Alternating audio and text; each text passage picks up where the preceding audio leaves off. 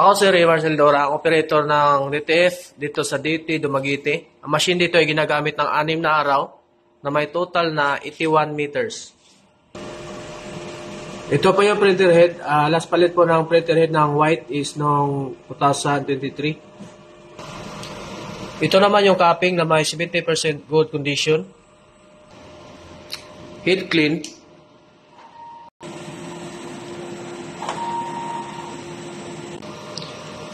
Punasan ng wiper pagkatapos mag-heat clean. At nozzle test.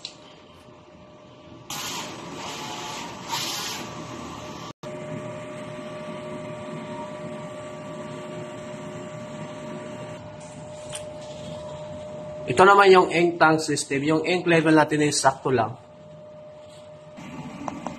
Ito naman yung waste tank area. Last disposal po kanina. Ito naman yung EVR.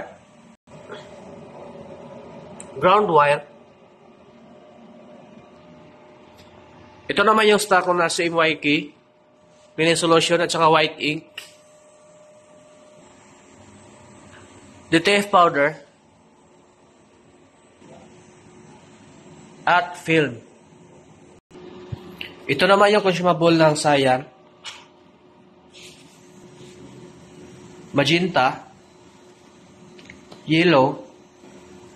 At black. Ito naman yung sa film. White ink. At DTF powder. Ito naman yung daily output record.